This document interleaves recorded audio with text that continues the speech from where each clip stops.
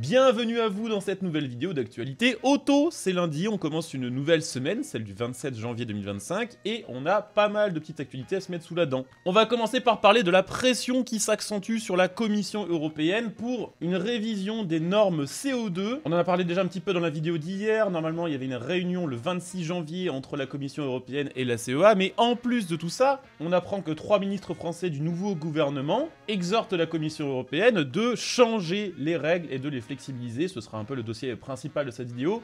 Et pour terminer, on parlera de nouveaux rebondissements dans la fusion Nissan-Honda. Il y a là aussi des petites choses assez intéressantes à dire que j'avais envie de partager avec vous. Ce sont les sujets du jour. J'espère évidemment que cette vidéo vous plaira et vous intéressera. C'est le cas, je compte sur vous pour le montrer en laissant un petit like, en vous abonnant pour les prochaines vidéos.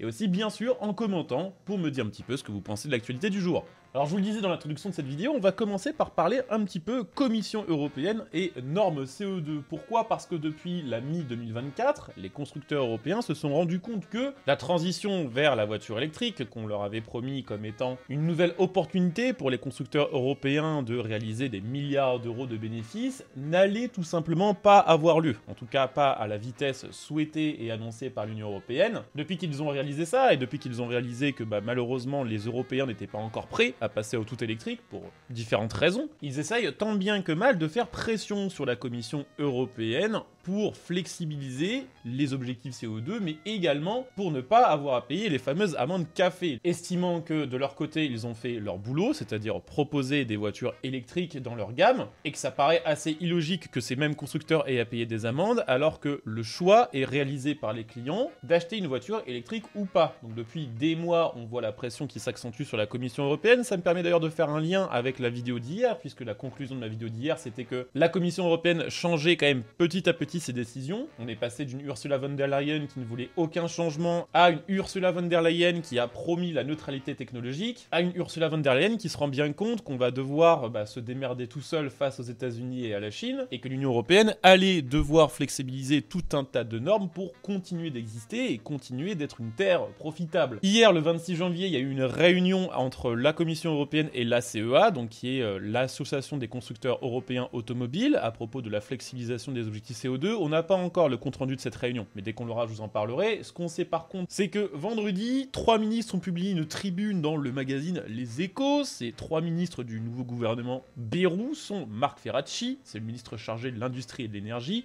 Agnès Pannier-Runacher. Alors là, je vous avoue que j'ai eu du mal à y croire quand j'ai vu son nom associé à cette tribune. C'est la ministre de la Transition écologique, et également Benjamin Haddad, qui est ministre délégué chargé de l'Europe. À travers cette tribune, ils interpellent la Commission européenne, leur demandant tout simplement de revoir leurs objectifs de réduction des émissions de CO2 à partir de cette année. Alors je les cite, ils disent que la transition automobile vers l'électrique est l'un des plus grands défis industriels et économiques de la décennie, que pour les 3,5 millions de salariés européens qui dépendent de l'industrie automobile, mais également pour notre souveraineté et notre stratégie climatique, nous ne pouvons pas nous permettre de manquer cette transformation. Alors déjà, il y a des choses à dire à propos de cette déclaration, même si évidemment la logique de ces déclarations est incontestable. C'est pas 3,5 millions de salariés européens qui dépendent de l'industrie automobile, c'est plutôt 12. C'est que là, à mon avis, ils ont compté que les salariés directs et non les indirects, c'est-à-dire tous les gens qui travaillent pour des équipementiers. Ces 3 ministres évoquent ensuite une crise historique de la filière automobile européenne et appellent la Commission européenne à lisser les objectifs sur plusieurs années. Alors là, c'est spécialement concernant les objectifs café, pour éviter d'avoir à payer 15 milliards d'euros d'amende d'un coup. Les politiques et les constructeurs préféraient pouvoir étaler cette amende sur plusieurs années, de sorte à ne payer qu'une petite partie régulièrement, un peu comme une espèce de crédit d'amende. Selon eux toujours, l'application stricte d'une réglementation dépassée par la conjoncture serait à nos yeux une grave erreur politique et affaiblirait durablement notre capacité à accompagner la transition écologique de notre industrie automobile. En gros, pour faire très simple, la situation dans laquelle est l'Europe en 2025 est absolument incomparable à celle dans laquelle elle était en 2020-2022, quand ces fameux textes sur la voiture électrique ont commencé à être pensés.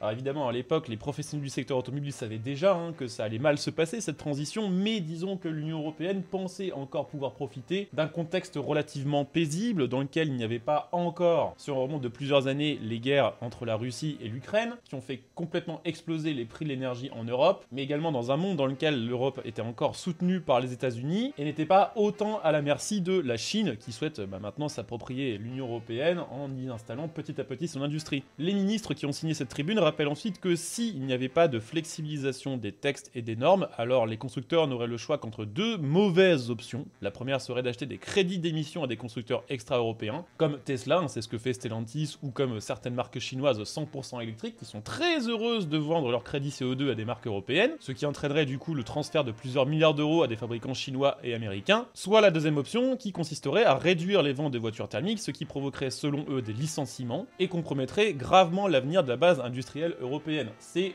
plein de logique. Mais c'est quand même assez fou qu'on ait dû attendre aussi longtemps et qu'on ait dû attendre quand même le gouvernement Bayrou pour espérer peut-être voir un changement sur ce sujet-là. Pour moi, il y a quand même un effet pervers qui n'a pas été cité par les ministres dans cette tribune, c'est le fait que si les constructeurs décident de vendre moins de thermiques et que les clients ne décident pas d'acheter plus de voitures électriques, on va également se retrouver avec un parc de voitures vieillissant. Ça va être la cubanisation, on va se retrouver avec des voitures dont la moyenne d'âge ne va faire qu'augmenter. Des voitures qui seront de plus en plus mal entretenues, qui seront aussi de plus en plus polluantes, et c'est donc contre-productif sur toute la ligne. Alors on verra évidemment si, sait-on jamais, pendant la réunion du 26 janvier, il y a des petites choses qui ont été changées pour améliorer justement le sort des constructeurs automobiles sur le long terme. Ce qu'on sait quand même, c'est que cette crise de l'automobile, elle est quand même un révélateur du fait que très souvent, pour ne pas dire tout le temps, les intérêts des nations de l'Union européenne ne sont pas les mêmes que ceux de la Commission européenne, parce que objectivement, il y a zéro raison de maintenir ces accords, puisqu'en réalité, la plupart des pays de l'Union européenne ne les soutiennent plus de toute façon. Donc je vous tiendrai au courant évidemment de l'avancée de ce dossier, j'espère qu'on aura des petites choses intéressantes à dire à propos de la réunion du 26, on en parlera dans d'autres vidéos. Je voulais aussi dans cette vidéo vous parler de nouveaux rebondissements concernant le regroupement Honda-Nissan et, il ne faut pas oublier, justement c'est l'actu du jour, Mitsubishi. C'est vrai que tout le monde parle toujours de Honda-Nissan à propos de cette fusion, des fois on entend parler de Renault, notamment parce que Honda essaye de dégager Renault de ce projet, qui détient toujours 15% des parts de Nissan et qui pèse de tout son poids pour ralentir cette fusion et faire un peu chier Nissan et Honda, estimant qu'elle a été un petit peu le cocu de l'histoire. Ce qu'on oublie dans cette histoire, c'est qu'il n'y a pas Honda et Nissan, il y a également Mitsubishi. Enfin, jusqu'à aujourd'hui, puisque justement Mitsubishi vient d'annoncer qu'ils préfèrent rester indépendants et ne rejoindront pas cette fusion. Alors c'est un vrai bordel parce que, en fait, Mitsubishi, il y a 24% de leurs parts qui appartiennent à Nissan. Et, vous l'aurez compris, il y a 15% des parts de Nissan qui appartiennent à Renault. Donc, quand Mitsubishi veut prendre une décision, Nissan a un pouvoir sur cette décision. Et quand Nissan veut prendre une décision, Renault a un pouvoir sur cette décision, y compris quand la décision prise par Nissan concerne Mitsubishi. Et donc, double peine pour Mitsubishi, si jamais Honda et Nissan venaient à fusionner, ce qui va se faire normalement en 2026, et que Mitsubishi n'a pas réussi à trouver les fonds pour acheter ses propres parts à Nissan d'ici là, le groupe nouvellement formé Honda et Nissan aura toujours un impact sur les décisions prises par Mitsubishi. Également, autre chose qui rend ce process de fusion particulièrement compliqué, c'est que même si Mitsubishi ne veut plus faire partie de cette fusion entre Nissan et Honda, elle veut quand même faire partie de leur accord concernant le développement des technologies. C'est un espèce d'accord industriel pour que les marques puissent profiter les unes des autres des systèmes qui les intéressent chez les autres marques. Pour terminer cette vidéo, je voulais vous rajouter une petite actualité bonus qui peut vous intéresser si vous avez récemment acheté une nouvelle voiture et que vous êtes en train de faire sa carte grise.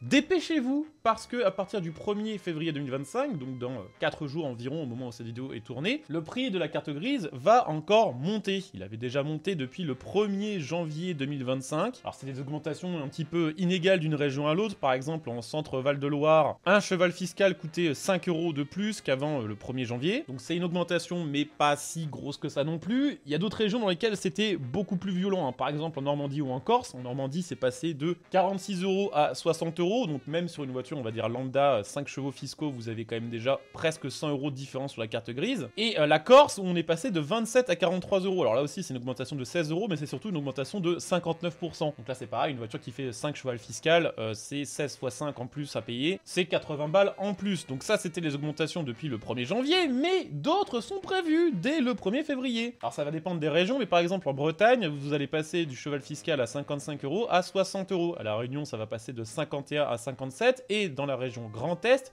ça va passer de 48 à 60. Donc là aussi, plus 12 balles, ça commence à piquer. La raison à cette hausse du prix du cheval fiscal, c'est la voiture électrique, parce que tout simplement, la voiture électrique a parmi ses avantages lors de son immatriculation un cheval fiscal qui coûte 0 €. Donc forcément, quand on en a vendu quelques dizaines de milliers, ça représente une baisse des revenus pour l'État, un manque à gagner qu'il veut récupérer sur l'immatriculation des voitures thermiques et hybrides. Alors sachez qu'en France, y compris après le 1er février 2025, ce sera quand même la région Hauts-de-France qui sera la moins chère pour immatriculer une voiture avec 36 € par cheval fiscal, mais que la commission finance du conseil régional viendrait de valider une hausse à 42 €, ce qui lui permettrait de rester toujours en dessous de la moyenne des prix en France, mais c'est quand même une augmentation. Donc voilà, c'était les petites news du jour. Si vous avez une voiture immatriculée, faites-le avant le 1er février. Si vous êtes dans les régions concernées, comme ça, bon bah vous faites des petites économies. Si la vidéo vous a plu, je compte sur vous pour le montrer, en likant, en vous abonnant, en commentant. On se retrouve dès demain pour de la news automobile. Merci à vous d'avoir été là, ciao.